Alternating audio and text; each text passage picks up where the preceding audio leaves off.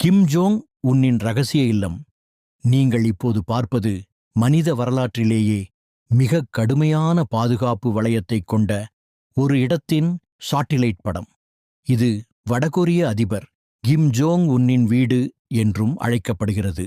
இந்த ஒட்டுமொத்த இடமும் சுமார் 2800 ஏக்கர் பரப்பளவில் அமைந்துள்ளது. இதனைச் சுற்றி மின்சார வேலி, கண்ணி வெடிகள் மற்றும் பல பாதுகாப்பு சோதனைச் சாவடிகள் அமைக்கப்பட்டுள்ளன. இந்த வளாகத்திற்குள் கிம் ஜோங் உன்னின் உண்மையான வீடு இந்த இடத்தில்தான் அமைந்துள்ளது. இதன் அருகிலேயே பல பிரம்மாண்டமான வசதிகள் உள்ளன. வளாகத்திற்குள் இருக்கும் சொகுசு வசதிகள்: நீச்சல் குளம், 160 அடி நீளமுள்ள உள்ளரங்கு நீச்சல் குளம், குதிரை பந்தய மைதானம், குதிரை பந்தய ட்ராக் மற்றும் அதன் அருகிலேயே குதிரை லாயங்கள், ஓட்டப்பந்தய மைதானம், ஒரு ரன்னிங் ட்ராக், ஆனால் இது எந்தளவுக்கு பயன்படுத்தப்படுகிறது என்று தெரியவில்லை, விளையாட்டு மைதானம், ஒரு அத்லெட்டிக் ஃபீல்ட், விருந்து அரங்குகள். இந்த வளாகத்தின் மிகப்பெரிய மனிதனால் உருவாக்கப்பட்ட ஏரியின் முன்னால் பிரம்மாண்டமான விருந்து அரங்குகள் அமைந்துள்ளன. பாதுகாப்பு மற்றும் சோதனைகள்: இந்த வளாகத்தின் சுவர்களுக்குள் இருக்கும் வசதிகள் பார்ப்பதற்கு மிகச் சிறப்பாக இருந்தாலும் இந்த இடத்தை சுற்றியுள்ள பாதுகாப்பு இன்னும் ஆச்சரியத்தை ஊட்டக்கூடியது. இந்த இடத்திற்குள் செல்ல 2 வழிகள் மட்டுமே உள்ளன. இதன் முக்கிய நுழைவாயில் நெடுஞ்சாலையிலிருந்து 680 மீட்டர் தொலைவில் உள்ளது. இதனால் உள்ளே யார் வருகிறார்கள் என்பதை கண்காணிக்க பாதுகாப்பு படையினருக்கு போதுமான நேரம் கிடைக்கிறது. நாம் இன்னும் உற்று நோக்கினால் முதல் பாதுகாப்பு சோதனைச் சாவடிக்குச் செல்லும் 2 குறுகிய சாலைகளைக் காண முலாம். இங்கே உங்களை வடகொரிய ஆயுதம் ஏந்திய காவலர்கள் வரவேற்பார்கள். ஆனால் நீங்கள் எதிர்பார்க்காத ஒன்று என்னவென்றால், இந்த நுழைவாயில் பகுதியைச் சுற்றி அகழி போன்ற ஒரு பெரிய பள்ளம் தோண்டப்பட்டுள்ளது. இந்த ஆழமான பள்ளம் மற்றும் வேலி அமைப்பின் காரணமாக வாகனங்கள் அந்த குறுகிய சாலையின் வழியாகத்தான் செல்ல வேண்டும். சாலையை விட்டு விலகிச் செல்லவோ சோதனைச் சாவடியைச் சுற்றிச் செல்லவோ முடியாது. உண்மையில் வாகனங்களை ஒரே வழியில் மட்டும் வரவழைக்கும் இந்த தந்திரம் இந்த வளாகத்தின் மற்ற பல இடங்களிலும் பயன்படுத்தப்பட்டுள்ளது.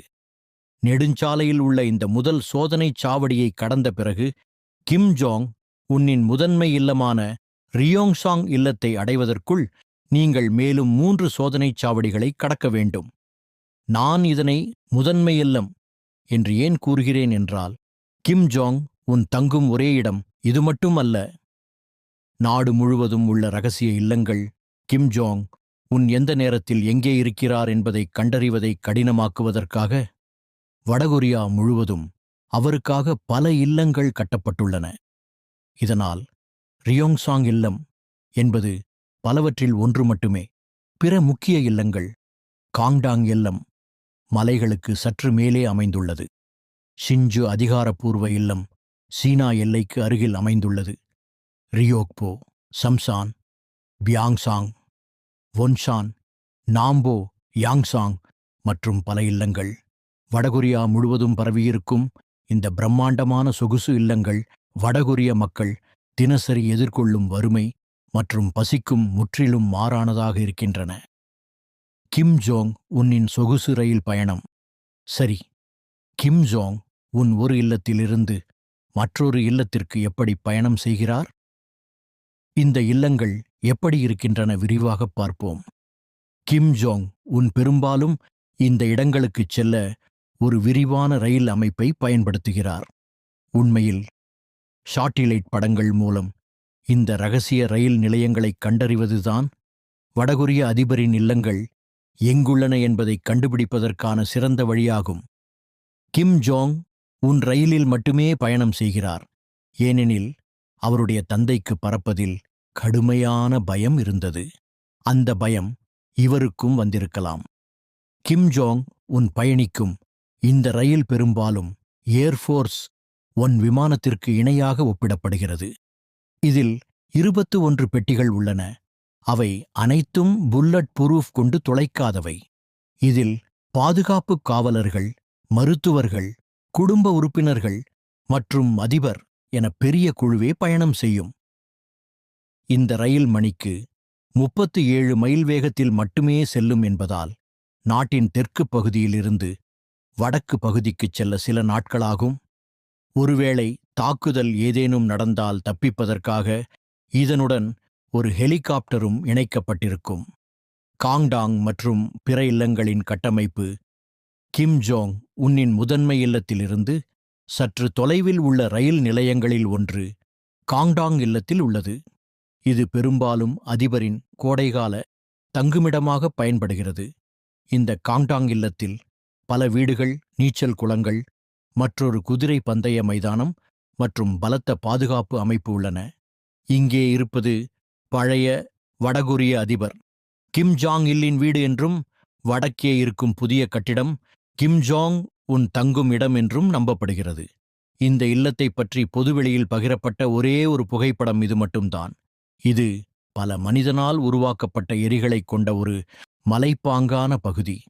இந்த வளாகத்தைச் சுற்றியுள்ள சுவர்களை சாட்டிலைட் படம் மூலம் பார்த்தால் சிவப்பு நிறம். முதன்மை இல்லத்தை பாதுகாக்கும் சுவர்கள் நீல நிறம். வளாகத்தின் உட்பகுதியை பாதுகாக்கும் சுவர்கள் மஞ்சள் நிறம். வடகொரிய மக்கள் வாழ்ந்து வரும் பொதுவெளியில் இருந்து பிரிக்கும் வெளிப்புறச் சுவர்கள். இந்த வளாகத்தைச் சுற்றி எரிபொருளைச் சேமித்து வைக்கும் சிறிய பன்கர் கள் உள்ளன. இவை அணு ஆயுதத் தாக்குதல் அல்லது போர் ஏற்படும்போது மறைந்து கொள்வதற்கான இடமாகவும் பயன்படுத்தப்படலாம். இந்த வளாகத்தின் மிக முக்கியமான பகுதி ஆற்றின் மறுபுறம் உள்ள ரயில் நிலையமாகும். இது நாட்டின் பிற பகுதிகளை இந்த இல்லத்துடன் இணைக்கிறது. இந்த நிலையத்திலிருந்து கிம் ஜாங் உன் ஆற்றைக் கடந்து இந்த சாலையின் வழியாக தனது கோடைகால தங்குமிடத்தின் உட்பகுதிக்குச் செல்ல முடியும். ஒன்சான் சொகுசு இல்லம். இந்த பிரம்மாண்டமான வளாகம் இருந்தாலும் கோடைகாலத்தில் கிம் ஜாங் உன்னிற்கு பிடித்தமான இடமிதுவல்ல. பியாங்யாங்கில் இருந்து சுமார் 3 மணி நேர ரயில் பயணத் தொலைவில் உள்ள கடலோர நகரம்தான் ஒன்சான்.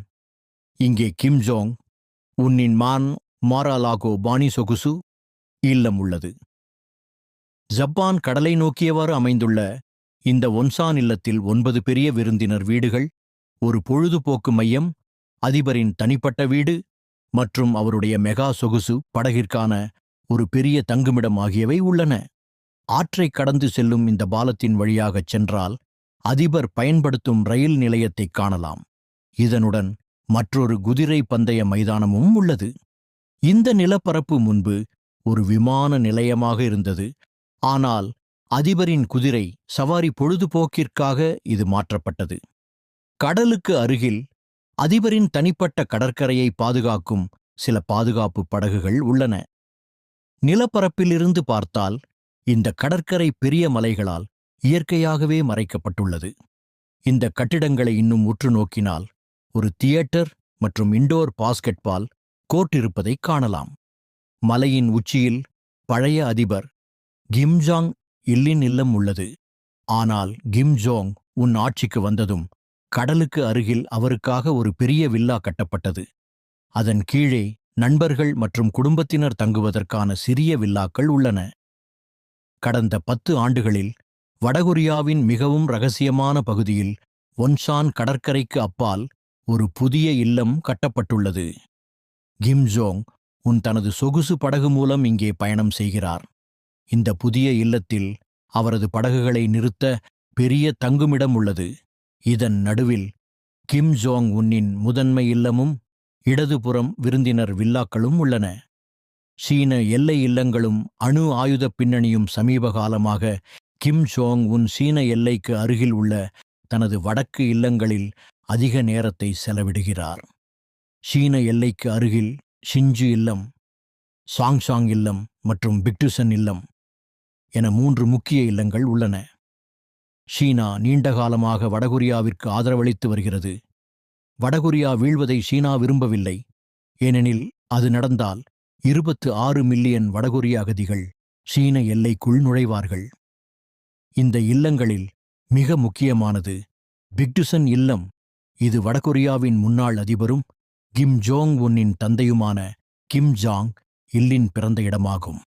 சாட்டிலைட் மூலம் இது எப்படி இருக்கும் என்று பார்க்க முடிந்தாலும் இதன் தற்கால புகைப்படங்கள் எதுவும் இல்லை. வரலாற்று முக்கியத்துவம் வாய்ந்த இடம் என்பதால் இது மிகவும் இரகசியமாக வைக்கப்பட்டுள்ளது.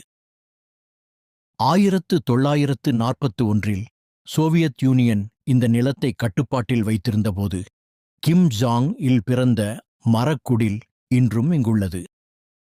ஜப்பானிய ஆட்சிக்கு எதிராக போராட வடகொரிய மக்கள் புரட்சிப் படைக்கு இதுவே தலைமையகமாக பயன்படுத்தப்பட்டது. தலைநகர் பியாங்யாங் மற்றும் இறுதி முடிவு இத்தனை இல்லங்கள் வடகொரியா முழுவதும் இருந்தாலும் நாட்டின் தலைநகரான பியாங்யாங்கில் கிம் ஜோங் உன் நேரம் செலவிடுகிறாரா என்ற கேள்வி எழலாம்.